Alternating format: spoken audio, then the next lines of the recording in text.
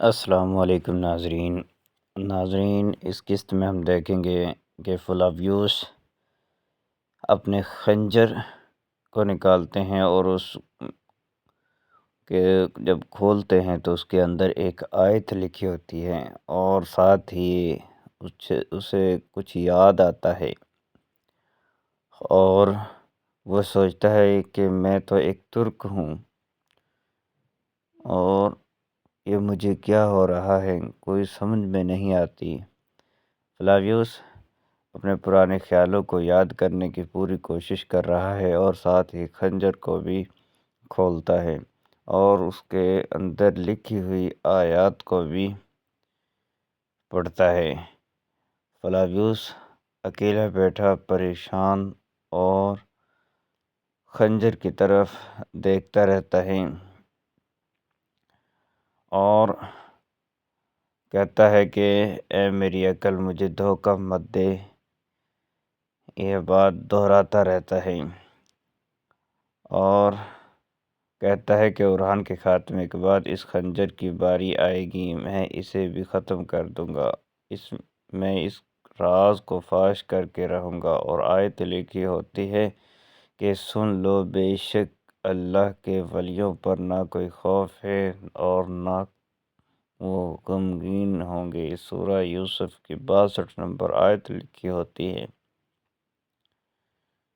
اور ساتھ ہی اپنے پرانے خیالوں کو بھی یاد کرتا ہے کہ وہ اپنی والدہ کو دیکھتا ہے اور اپنے والد کو دیکھتا ہے اور کہتا ہے اپنے والد کو بابا مت جائیں اور یاد کرتا ہے اور اسے فلاویوس کو خنجر وہ اس کا باپ ہی دیتا ہے اور کہتا ہے اب میں جا رہا ہوں اور پھر واپس آؤں گا۔ خنجر کا یہی راز ہے اور یہ ترکوں کا خنجر ہے، مطلب کہ فلاویوس بھی ایک ترک خاندان سے ہے، ترک ہی ہے اور وہ بار بار اس آیت کو پڑھتا ہے اور سمجھنے کی کوشش کرتا ہے۔ سن رکھو، اللہ کے دوستوں پر نہ کوئی خوف ہے اور نہ وہ غمگین ہوں گے۔ یہ اس آیت کو بار بار پڑھتا ہے اور اسے خواب کی طرح خیالات بھی دوبارہ سے آتے ہیں۔ وہ چیختا پکارتا ہے، اپنے باپ کو بلاتا ہے۔ پھر منظر بدلتا ہے، فلاویوس فاطمہ کے پاس یہ سب کچھ بتانے کے لیے آتا ہے، لیکن فاطمہ اس کی کوئی بات نہیں سنتی اور وہ اسے بار بار کہتی ہے کہ تم یہاں سے چلے جاؤ، لیکن اتنے میں یگت بیبی باہر آ جاتا ہے اور وہ کہتا ہے کہ فاطمہ کے کمرے میں فلاویوس ہے، اس کا یہاں پر کیا کام ہے؟ یگت جیسے ہی کمرے کے اندر داخل ہوتا ہے، ان دونوں کی باتوں کو سنتے ہوئے کہ فاطمہ کہتی ہے کہ فلاویوس مجھے چھوڑ دو، فلاویوس اسے نہیں چھوڑتا اور کہتا ہے میری بات سنو، لیکن فاطمہ اس کی کوئی بات نہیں سنتی۔ اتنے میں یگت اندر آ جاتا ہے اور دونوں کی لڑائی شروع ہو جاتی ہے۔ جیسے ہی دونوں آپس میں لڑ رہے ہوتے ہیں، فاطمہ ایک جگ اٹھاتی ہے اور فلاویوس کے سر میں مارتی ہے، جس کی وجہ سے فلاویوس بے ہوش ہو جاتا ہے اور زمین پر گر جاتا ہے۔ فاطمہ کہتی ہے میرے پاس کوئی دوسرا راستہ نہیں ہے۔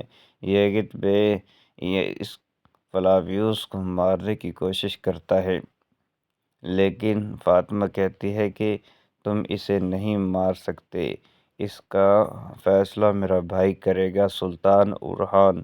لیکن یگت اسے خنجر لے کر مارنے کی کوشش کرتا ہے۔ اتنے میں فاطمہ